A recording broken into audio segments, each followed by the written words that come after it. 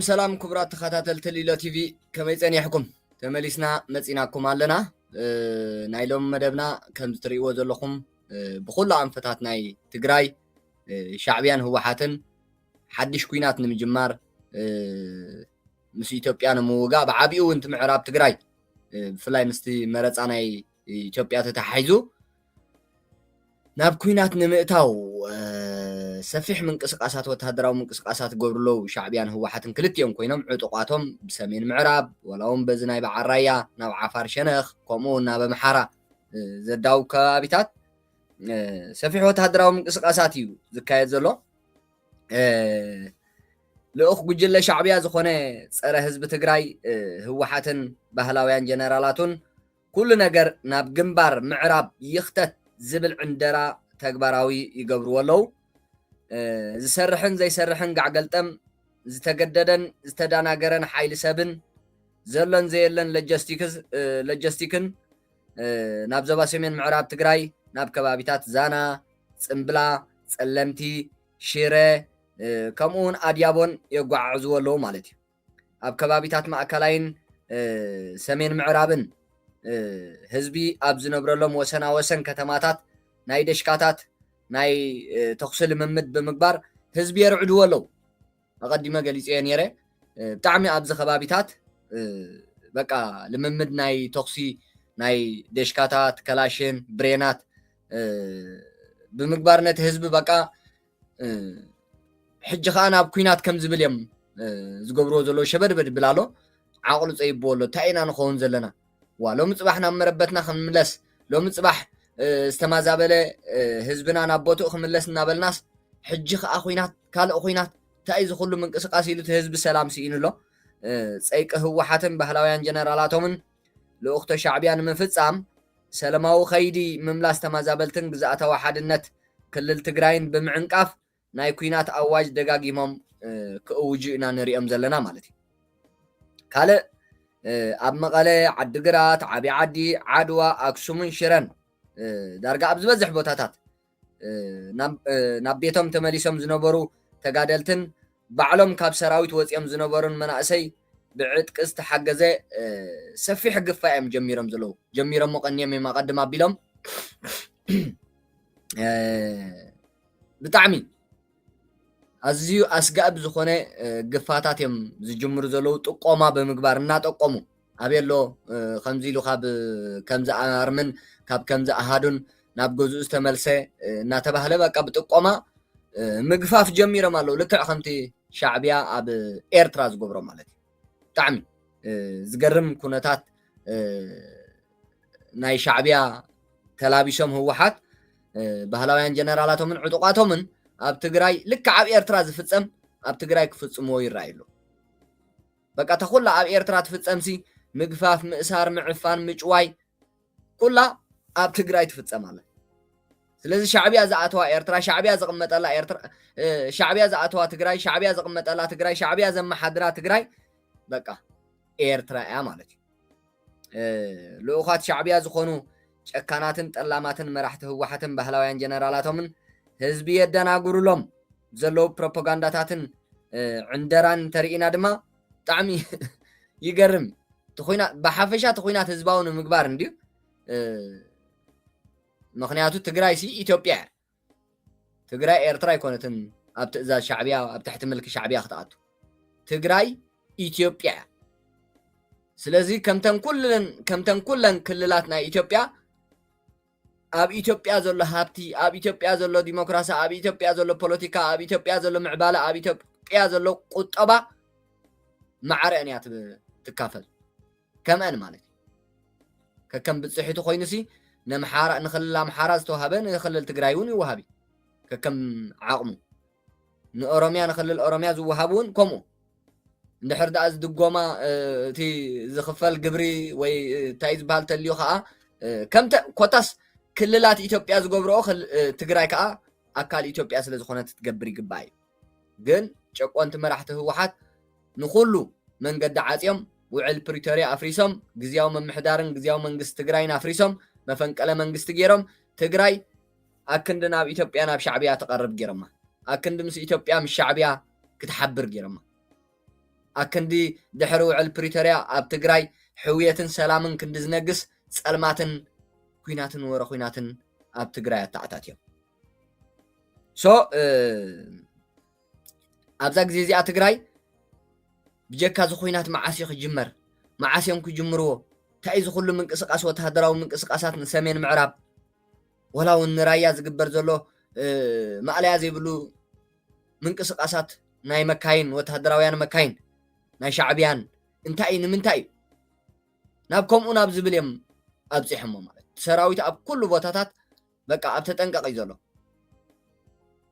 زقرمكم بسمين معراب يخون بخبابيتات رايا يخون ناب أمحارة زداوب كال خبابيتات يخون مالت سؤال أخوات شعبية زخونيش أكاناتن تألاماتن مرحته وحاتن بهلاويان جنرالاتو من نهزبي يدانا قرلهم زلو بروباغاندان عندران ترينا بتعم زحفري تقداما يزبلوه معراب تقراي تواقينا خن حزينا زبلي اتخال أي حزيهم مزلو دما شعبيان سودانن كحق زنائم بمبال نهزبي يدانا قرلو بقى نحنا خن واقعينا أمارات إيه بلنان ولا زي ناي بعل حصات ناي كالئ تمازابلتن زلوو دق سبات بهوتهم نهلو أكالاتهم زرعيلو زلو زرعنايو بسنكي بلصقنا إلهم نابت حزبي غسغاسات زكايد زلو سلازي كوينات كنجمرنا حزبنا خنا دحن يمزلو زلو سلطانهم كدحنو زغبرو زلو من قسقاسات ناي كوينات وي كجمرو زحسب زلوسي حزبنا خنا دحن إلهم يم نحزب زتالو زلو سلازي أبزن غبرو كوينات شعبيان سودانن كحجزنا ام بمبال نحزب يدانا غرلو سالساي دما فانو مسانايم اتتمالي اب تግራይ ናይ ነውር ዝፈጸመ ፋኖ ምሻዕብያ ኮይኑ ንሱን ምሳናይ ኢሎም ነቲ ህዝቢ ከይሓፈሩ ተጠሊዖም ዝነግርዎ ዘሎ ነቲ ህዝቢ ብዘይ ሕፍረት በቃ ሕንከት ዝበሃል የለና እንዳ ህወሓትን ባህላውያን ጀነራላቶም ዝገር ራብዓይውን ኢትዮጵያ ክነፍርሳ ኢና በቃ ምክንያቱ ዕላማኦም ግዝያዊ መምሕዳር ትግራይ ፕሬዝደንት ግዝያዊ መምሕዳር ትግራይን ወይ ከዓ መንግስቲ ትግራይ ከፍርስዎ ከለዉ ምሻዕብያ ኮይኖም ዕላማኦም ኢትዮጵያ ንምፍራስ ልክዕ ሕጂ ግልጽ ገይሮማ ንህዝቢ ኢትዮጵያ ክነፍርሳ ኢና እዮም ዝብሎም ዘለዉ ኢትዮጵያ ክነፍርሳ ኢና በቃ ወፍሪ ህወሓትን ባህላውያን ጀነራላቶም ኣብ ትግራይ ኢትዮጵያ ክነፍርሳ ኢና እዩ ዘሎ ዝገርም ካልእ ዘይሕሰብ በቃ ህዝቡን ከኣምኖም ዘይክእል ተመጀመርያ ያ ኣብቲ ዝሓለፈ ግዜ ዝነበረ ቁልዕ ወራር ህዝቢ ትግራይ ሃገር ዝኾነሉ መንገዲ ይብህግ ነይሩ ይትምነ ነይሩ ይደሊ ነይሩ ሕጂ ግን ኣይከውንን ድሕሪ ውዕል ፕሪቶሪያ ኢትዮጵያ ትግራይ ኢትዮጵያ ኮይና ድሕሪ ውዕል ፕሪቶሪያ ኣብዚ ከዓ ካልእ ምድንጋር ፈጢሮምሉ ነቲ ህዝቢ ሕጂ ከይፈቶ ሕጂ በቃ ነቲ ህዝቢ እውን ባዕሎም ጭፍጭፎምሲ ብልጽግና ጨፍጭፉካ ብልጽግና ይደብዲብካ ብልጽግና እዩ ናይ ድሮን መጥቃዕቲ ገይሩልካ እናበሉ እቲ ህዝቢ ከይፈትወ ኣብ ጎኖም ንኽስለፍ ክገብሩ እዮም ክጅምሩ እዮም ቦምባታት ክድርብዮም ኣብ ኣብያተ እምነት ኣብያተ መሳጊድ ኣብ ዕዳጋታት ኣብ ህዝቢ ዝእከበሎም ቦታታት ኣብ ናይ መጓዓዝያ መስመራት ዝኾነ መጥቃዕቲ ክፍጽሙ እዮም መራሕቲ ህወሓትን ባህላውያን ጀነራላቶምን ሻዕብያ ሽዑ ብልጽግና ገይርዎ ክብሉ እዮም እቲ ህዝቢ ኣብ ጎኖም ንኽስለፈሎም ማለት እዩ ሕጂ እቲ ዝገርም ሕጂ ምፅኦማ ዘሎ ኣጀንዳ ኣብ ትግራይ በቃ ዘን ልምዓት ጉጅለን ነጠፍቲ ማሕበራዊ ሚድያ ዝበሃሉ ናይ ህወሓት ካድረታትን ተኸፈልቲ እዞም ዕሱባት ብከብዶም ዝሓድሩን በቃ ምፅኦሞ ዘለዎ ጎስጓስ ብዘይ ዕረፍቲ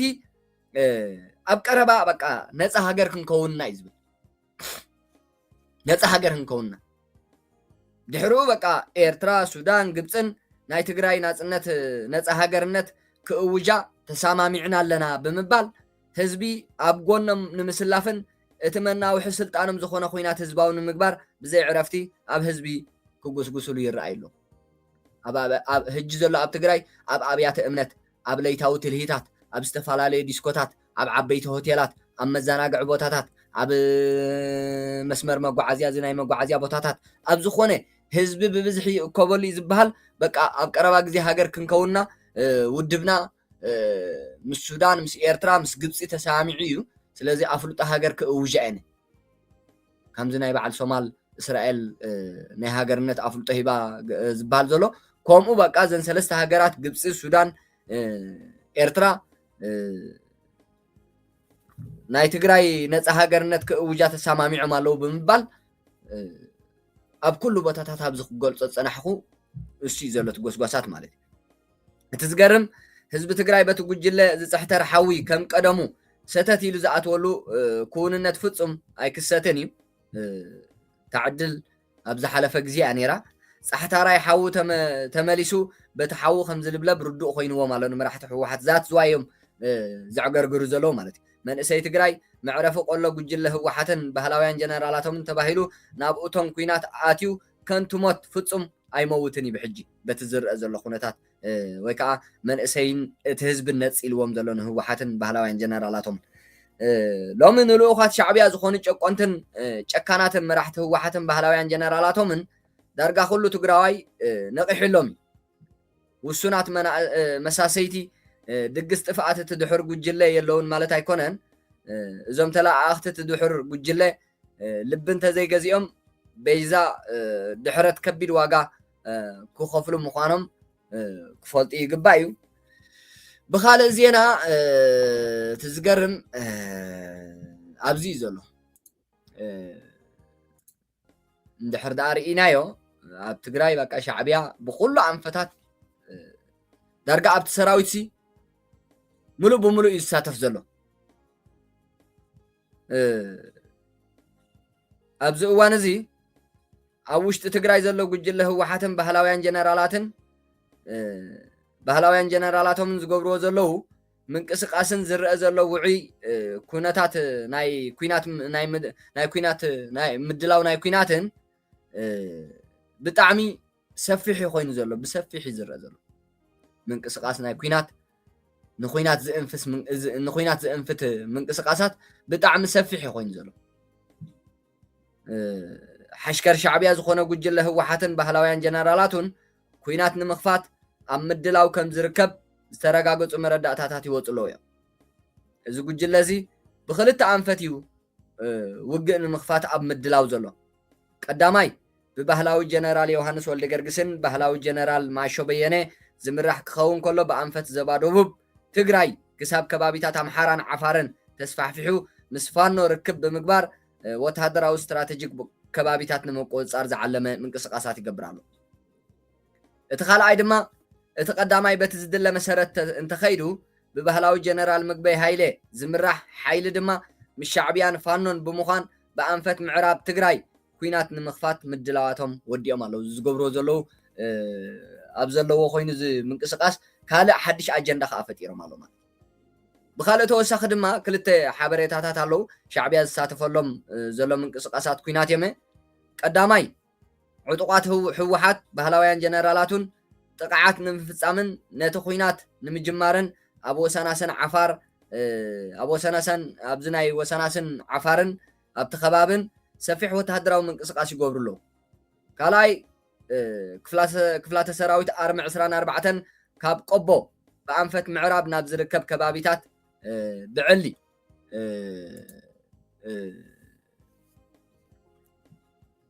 ምስ ፋኖ ኣብዚ ሕጂ ሰዓት ይፅምበሩ ኣለዉ ማለት እዩ ኣብዚ ግዜ እዚ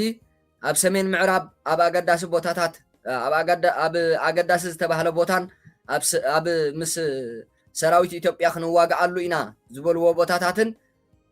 ኣብ ወርዒ ከይተረፈ ሓደሽቲ ድፋዕ ይኳዓት ኣሎ ሕሰቡ ኣብ ወርዒ ህዝቢ ንህዝቢ ንምድማይ ማለት እዩ ኣሸባሪ ጉጅለ ህወሓትን ባህላውያን ጀነራላቱን ጠቕሊሉ ሓድነት ህዝቢ ትግራይ ክብትንን ህዝቢ ንህዝቢ ከባልዕን ብምሕሳብ ኣብ ወርዒ ድፋዕ ይኹዕት ከም ዘሎ ብብዙሓት ኣካላት ይግለጽ ኣሎ እዚ ኩሉ ሰብ ዝፈልጦ እዩ ኣብዚ ምንም ሓድሽ ሓበሬታ የለን ምክንያቱ ኩሉ ህዝቢ ይርኦ ኣብ ወርዒ ዝኳዓት ዘሎ ትፈልጥዎ ኢኹም እቶም ናብቲ ከባቢ ትንቀሳቐሱን እቶም ኣብቲ ከባቢ ዘለኹምን ኣብ ወርዒ ዝኳዓት ዘሎ ሓድሽ ድፋዕ ትፈልጥዎ ኢኹም ትርእይዎ ኣለኹም ኢኹም ብካልእ ተመሳሳሊ ዜና ድማ ኣብዚ ብጉጅለ ህወሓትን ባህላውያን ጀነራላቱን ክካየድ ዝቐነየ ሃንደበታዊ ኣኼባ ናይ ሓወልቲ ሰማእታት ናይ ከተማ መቐለ ሳልስቲ እዩ ኣርባዕተ ኣመራርሓ ንውግእ ዝመርሑ ሓድሽ ሽሞት ተቐቢሎም ኣለዉ ወይ ከዓ ዝተሓረዩ መዚዙ ኣሎ ጉጅለ ህወሓትን ባህላውያን ጀነራላቱን ቀዳማይ ኣዛዚ ሰራዊት ባህላዊ ጀነራል ወድም በይተይ ካልኣይ ዘመቻ ሓላፊ ባህላዊ ጀነራል ዮሃንስ ወልደገርግስ መዲድ ሳልሳይ ስልጠና ሓላፊ ባህላዊ ጀነራል ምግበይ ሃይለ ራብዓይ መረጃ ሓላፊ ባህላዊ ጀነራል ማዓሾ በየነ ክኾኑ ከለዉ ብተወሳኺ ድማ ኣብ ከተማታትን ወረዳታትን ዘሎ ገንዘብ ኩሉ ናይ መንግስትን ውድብ ትእምት ናይ ውድብን ትእምት ሓዊሱ ማለት እዩ በቃ ናብ ሓደ ኣገዳሲ ቦታ ዝበልዎ ንኽወፅእ ወሲኖም ኣሎ ካልእ ደገፍቲ ጨቋኒት ውድብ ህወሓት ዝኾኑ ሃብታማት ኣብ ባንኪ ዘሎ ገንዘቦም ጠቕሊሎም ንኸውፅኡ ገንዘብ ዝበሃል ኣብ ባንኪ ንኸይህሊ ወሲኖም ኣሎ ኩናት ክጅምሩ ስለ ዝኾኑ ሕጂ በቃ ኣብቲ በረኻ ኮይኑ ከንቀሳቐሶም ዝኽእል ሰልዲ ከውፅዎ ናብ ሓደ ስትራቴጂካዊ ቦታ ዝበልዎ ናብ ሓደ ደጀና እዩ ዝበልዎ ቦታ ናብኡ ክወፅእ ትሰልዲ በቃ ትእዛዝ ሂቦም ኣሎ ማለት ብዝኾነ ባህላውያን ጀነራላት ህወሓት ትማሊ ዕለት 16 ጥሪ 2018 ዓ.ም ኣቆፃፅራ ግእዝ ነናብ ክፍለ ጦራት ናይ ብሬን ከላሽን ደሽካን ሞርታራትን ጠያይቲ ከፋፊሎም ኣሎ ንኣብነት ኣብ ኣርሚ 31 ንሓንቲ ክፍለ ጦር 1000 ናይ ብሬን ደሽካን ናይ ሞርታርን ጠያይቲ ዳርጋ 1050 ኣቢሉ ዝኾኑ ኣከፋፊሎም ኣሎ ነገር ግን ዝሽከሞን ዝጥቀመሉን ናይ TDF ሰራዊት ከም ዘይብሎም ባዕሉ ናይ ክፍለ ጦር ሰራዊት ኣዛዚ ነጊርዎም ተቃዊሞም ከም ዘሎ ዝረኸብናይ ሓበሬታ ይረድ ናይ ክፍለ ጦር ሰራዊት ማለት ተኣዛዚ ዘይኮነስ ናይቶም ኣብቲ ክፍለ ጦር ዘለው ሰራዊት መን ክስከሞ መን ይኽዋጋኣሉ መን ይኽዓጥቆ ኢሉ ሓበሬታ ሂብዎም ኣሎ ኣብ መወዳእታ ዘለና ሓበሬታ ድማ ኣሸባሪ ጉጅለ ህወሓትን ባህላውያን ጀነራላቱን ልኡኽቶ ህግደፍ ወይ ከዓ ልኡኽቶ ናይ ኣራዊት ሻዕብያ ንምፍፃም ቅድም ኢሉ ካብ ሻዕብያ ተመዊሉ ዝረኸበን ሓገዛት 30 ዝኾና ተሰሓብቲ ቀሊልን ከቢድን ዕጥቂ ዝሓዛ መኻይን ካብ ኤርትራ ናብ ትግራይ ከም ዝኣተዋ ሊሎ ቲቪ ሓበሬታና ኣረጋጊጹ ኣሎ ኣብ ከባቢ ወርዒ 6 ዓበይቲ ተሰሓብቲ ሎቤዳትን ካብ ፅርግያ ውፅእ ኢለን ጠጠው ኢለን ቀንየን የነ ካልእ 11 ተሰሓብቲ ቀሊልን ከቢድን ዕጥቂ ዝሓዛ መኻይን ድማ ናብ ቆላ ተንቤን ወረዳ ጉያ ክንቀሳቐሳ ቀንየን ኣለዋ እተን 9 ተሰሓብቲ ድማ ናብ ወረዳ የጭላ ኣበርገለ ገጽ ምንቅስቃስ ክገብራ ከም ዝተረኣያ ንምፍላጥ ተኻኢሉ ኣሎ ናይ ቀሊልን ከበድትን ተተኮስትን ኣፅዋራት ዝፀዓና 4 ተሰሓብትን ሎቤዳትን ድማ ናብ ግንባር ደቡብ ትግራይ ራያ ራይማ ንራያ ከም ዝኣተዋ እውን ሊሎ ቲቪ ዝረኸብናዮ ሓበሬታ የረጋግጽ ስለዚ እቲ ምዕባለታት ናይ ኩናት ደቂ ዓበይቲ ነዚ ዝመስል ሰፊሕ ምንቅስቃሳት ናይ ኩናት እዩ ዝግበር ዘሎ ኳሕ ጥራይ ዘይጀመረት ዘላ እምበር ኩሉ ብሰሜን ምዕራብ በዚ ብበዓል ራያ ብሸነኽ ናይ ኣምሓራ ምስ ትግራይ ዘዳውብ ዝኹሉ ናይ ዓፋር ከባቢታት ብጣዕሚ ሰፊሕ ምንቅስቃሳት እዩ ዝግበረሉ ዘሎ ሰፊሕ እዚ ዘይበሃል ምንቅስቃስ ናይ ሰራዊት እዚ ዘይበሃል ምንቅስቃስ ኣፅዋራት ካብ ኩሉ መካይን ተተፃዒነን ብሻዕብያን ብገለን በቃ ናብዚ ንብሎ ዘለና ከባቢታት እናተንቀሳቀሱ እናተጓዓዙ እዮም ድፋዓት እናኸዓት እዮም ወላ ሻዕብያ ኣብቲ ዶባት ንዕኡ ዝኸውን ነቲ ዳሕረዋይ ብድሕሪት ኮይኑ ወሃቢ ደገፍ ዝብሎ ሰራዊት ዝኸውን ድፋዓት ከይተረፈ ኣብ መሬት ትግራይ ኣብቲ ዶብ መሬት ትግራይ ኮይኑ ድፋዕ ምኹዓት እዩ ዝርከብ ትግራይ ሲ በቃ ብምንቅስቃስ ናይ ሻዕብያ ናይ ሰራዊት ሻዕብያን ናይ ሰራዊት ህወሓትን ሰላም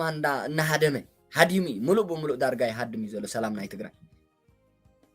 ወፍሪ ናይ ኩናት ምንቅስቃሳት ናይ ኩናት ፕሮፓጋንዳን መናወራን ናይ ኩናት እዚ ጥራይ ኢኻ ትሰምዕ ኣብ ትግራይ ህዝቢ ትግራይ ብዛዕባ ኩናት ጥራይ ዝሰምዕ ፅባሕ ሰላም ኮይኑ ፅባሕ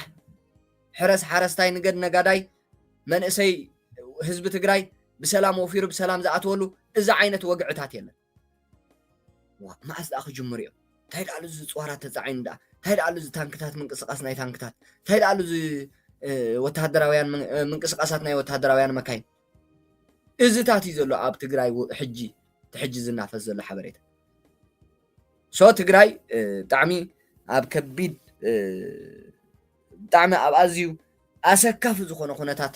ወዲቓ ትርከብ ብጣዕሚ መዋፅኦ ይፍጠረላ ሻዕብያን ህወሓትን ዝገብርዎ ዘለው ትግራይ ብምልእታ ክልክማ እዩ ዝመስል ስለዚ ትግራይ ብምልእታ ከይትልከም በቃ ተህዝቢ ደቁ ከአልኽ ክእላ እዚ ግፋዚ ደሓን ሱቅ በሉ ገገዛኹም ኣብ ገገዛኹም ሻዕብያ ጽቡቅ ገይሩ ተመክሮ ኣለዎ ኢና ኤርትራ ካብ ገገዝኦም ኣርኡ ከጋድሎም ጽባሕ ንጎ ንምንታይ ደም ዝኹሉ ሰራዊት ገገዲፎም ናኸደ ስቕ ኢሎም ዝርእዩ ዘለዉ እቲ ኣብ ገገዝኡ ዘሎ መንእሰይ ጽባሕ ንጎ ኣብ ዝተጀመረሉ ናበይ ደኸሃድም ኩናት ተጀሚራ እኮ ኣብ ማእኸል እዩ ዘሎ ህዝቢ ትግራይ ብድሕሪት ሻዕብያ ኣሎ ብቅድሚት እውን ልኡኻት ሻዕብያን ወታደራት ህወሓትን ይዋግኡ ኣለዉ እቲ ኩናት ምስ መንግስቲ ፌደራል እውን ኣሎ ናበይ ክኸይድ መንእሰይ ትግራይ ሽዑ ባዕሉ ከይተረፈ እዩ ናብ ህወሓት እዚኣ እዮም ዝደልዩ ዘሎ ናብዚ ኸደና የብሉን እዮም ሶ ደቂ ዓበይቲ ክሳብ መወዳእታ መደበይ ምሳይ ስለ ፀናሕኩም ካብ ልቢ ዘመስግን እቲ ምድላዋት ናይ ኩናት ሰሜን ምዕራብ ወላ እውን በዚ ናይ በዓል ራያ ከባቢታት ዝግበር ዘሎ ናይ ሻዕብያን ናይ ህወሓትን ፅዑቕ ምንቅስቃስ ናይ ኩናት ነዚ ዝመስል ካልእ ግዜ ነቲ ምዕባለታት እናተኸታተልና ክነቕርበልኩም ኢና ክሳብ መወዳእታ መደበይ ምሳይ ስለ ፀናሕኩም ሰላም ሰላም ሰላም ንህዝብታት ኤርትራ ትግራይ ኢትዮጵያ ዓወት እውን ንሰራዊት ሓይሊ ሰላም ትግራይ TPF ሓራ መሬት ትግራይ ንግንባር ህዝባዊ ማዕበል ብርጌድ ንሓመዱ ስለዚ ኣብ ናይ ዳሓር መደብና ክሳብ ንራኸብ ሰላም ፅንሑ